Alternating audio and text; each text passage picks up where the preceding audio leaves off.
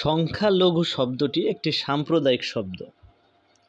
সাম্প্রদায়িকতা শুধু ধর্মের ভিত্তিতে হয় না, বরং শ্রেণী, পেশা এবং সংখ্যাগরিষ্ঠতার ভিত্তিতেও হতে পারে।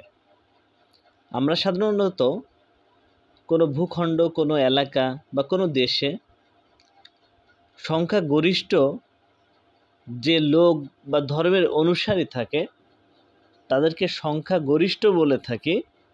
অন্যদিকে সংখ্যায় কম যারা তাদের সংখ্যালঘু বলে থাকে। দেশের ভিত্তিতে এই শব্দটি আরও বেশি প্রকট হয়ে ওঠে। যেমন বাংলাদেশে হিন্দু সম্প্রদায় সংখ্যালঘু, ভারতে মুসলিম সম্প্রদায় সংখ্যালঘু। সংখ্যালঘু শব্দটি বলার পিছনে একটা বড় রাজনৈতিক ফ্যাক্ট কাজ করে, কেননা এই শব্দটির মধ্য দিয়ে রাজনৈতিক নেতারা তাদের স্বার্থকে হাসিল করতে পারেন সহজে। এই সংখ্যালঘু সম্প্রদায়কে তারা ভোট ব্যাংক হিসাবে ব্যবহার করতে পারেন, যেটা তাদেরকে নিয়ে ছলনা করার নামান্তর। আমরা একটা দেশের মানুষকে সংখ্যালঘু দ্বারা চিনতে চাই না। তারপরেও আমাদের দেশে যে হিন্দু সম্প্রদায় রয়েছে তারা সংখ্যায় কম হতে পারে, কিন্তু তারা এদেশের নাগরিক, এদেশের মানুষ, তারা আমাদের অস্তিত্বের সাথে মিশে আছে, তারা আমাদের ভাই। কিন্তু অতি সম্প্রতি সময়ে ভারত যেভাবে সংখ্যালঘু নির্যাতন নিয়ে উচ্চবাচ্য করে বহির্বিশ্বের কান ভারী করার চেষ্টা হচ্ছে, সেটা দেখে হতাশ হতে হয়।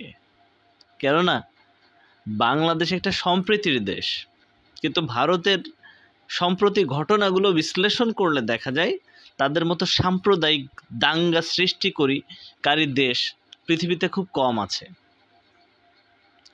একেবারে নাই বললেই হবে না, কিন্তু খুবই বিরল প্রজাতির দেশ হিসাবে এখন স্বীকৃতি পাচ্ছে ভারত।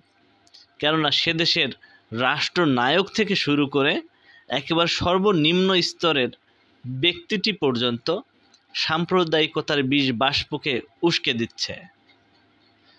তেমনই একটা ঘটনা আমরা দেখি।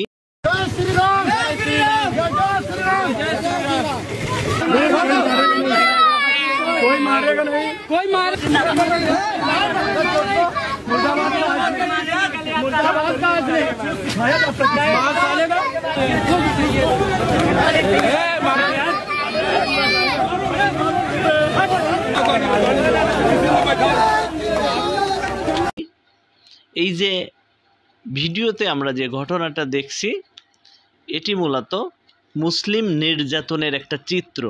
জোর করে জয় শ্রীরাম বলতে বাধ্য করা হচ্ছে, মহিলাদের নেকাব ব্রোকা খুলে ফেলা হচ্ছে, তাদের মসজিদ মন্দিরে গিয়ে হামলা চালানো হচ্ছে, গরুর মাংস রাখার অপরাধে হত্যা করা হচ্ছে। এরকম হীন নৃশংস কোনো কাজ বাকি রাখছে না ভারতীয় হিন্দু সম্প্রদায়। যদিও বলে রাখা ভালো, এখানে সকল মানুষ কিন্তু এমন করছে না। তাদের মধ্যে অনেক ভালো মানুষ রয়েছে যারা এর বিরোধিতা করছে, কিন্তু সেটা হাতে গোনা, সংখ্যায় খুবই নগণ্য। সেই ভারত যারা কিনা সাম্প্রদায়িকতার বিষ বাষ্প ছড়াচ্ছে এবং আমাদের বাংলাদেশের প্রেক্ষাপটে তারা এই সাম্প্রদায়িকতাকে জিয়ে রেখে নিজেদের স্বার্থ হাসিল করতে চেয়েছে, করে এসেছে, সেই সাম্প্রদায়িক দেশ ভারত আজ আমাদের মানবতার কথা শোনাতে চায়। তারা আমাদের দেশের সংখ্যালঘু বলতে যে হিন্দুদের বোঝায়, তাদের উপরে নির্যাতনের কথা বলছে, যেটা খুবই হাস্যকর। সম্প্রতি সময়ে দিনাজপুরে হিন্দু নেতা ভবেশচন্দ্র রায়ের মৃত্যুকে কেন্দ্র করে ভারত জল ঘোলা করার চেষ্টা করছে। তারা বোঝাতে চাচ্ছে যে এদেশে এই অন্তর্বর্তী সরকার আসার পর থেকে ধারাবাহিকভাবে হিন্দুদের উপর নির্যাতন হচ্ছে, যেটি একেবারে ভিত্তিহীন। ভবেশচন্দ্র রায়ের মৃত্যুকে তদন্ত করে জানা গেছে তিনি কিছু ব্যক্তির সাথে বাইরে গিয়েছিলেন। যাদের সাথে গিয়েছিলেন তাদের বিষয়ে তার পরিবার কখনো সন্দেহ পোষণ করেনি। পরবর্তীতে তিনি মারা গেছেন, তার গায়ে কোনো আঘাতের চিহ্ন পর্যন্ত পাওয়া যায়নি।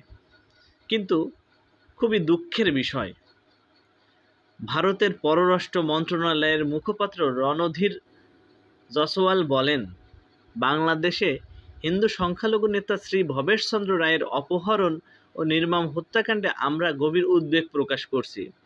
এটা খুবই হাস্যকর একটা বিষয় বাংলাদেশের মানুষের কাছে। কেননা ভারতে যেভাবে মুসলমানদের হত্যা করা হচ্ছে, নির্যাতন করা হচ্ছে, তার ধারে কাছেও বাংলাদেশে এমন কোনো ঘটনা ঘটছে না। তথাপি তারা নির্লজ্জের মতো মিথ্যাচার করে যাচ্ছে বহির্বিশ্বর কাছে বাংলাদেশকে একটা খারাপ রাষ্ট্র হিসেবে প্রতিষ্ঠিত করার জন্য, যেটা উদ্দেশ্য প্রণোদিত। ভারতের মুখে ধর্মের এ বাণী মানায় না। তারা যেভাবে মুসলমানদের ধ্বংস করার জন্য, নির্মূল করার জন্য উঠে পড়ে লেগেছে, বা যেভাবে নির্যাতন করছে, প্রকাশ্যে জবাই করে হত্যা করছে, সেই মানুষ যখন মানবতার কথা শোনায় তখন হাসি পায়। তাই আমরা সাধারণ মানুষ হিসেবে বলতে চাই, ভারতের রাষ্ট্রনায়কদের, জনগণদের, তোমরা আগে তোমাদের দেশের সংখ্যা লঘিষ্ঠ যারা রয়েছে তাদের নিরাপত্তা বিধান করো, তাদের অধিকারকে প্রতিষ্ঠিত করো, তারপরে অন্যের সম্পর্কে সমালোচনা করতে এসো। অন্যথায় তোমরা তোমাদের অস্তিত্ব সংকটে ভুগবা। আমরা চাই আমাদের দেশের ভূখণ্ডের সকল জনগণ আমরা সম্প্রীতির বন্ধনে আবদ্ধ থেকে একত্রে দেশের উন্নয়ন করব, দেশকে এটা কল্যাণমূলক রাষ্ট্র হিসেবে গড়ে তুলব। সেখানে ভারতের আধিপত্য, ভারতের ভণ্ডামির কোনো স্থান থাকবে না।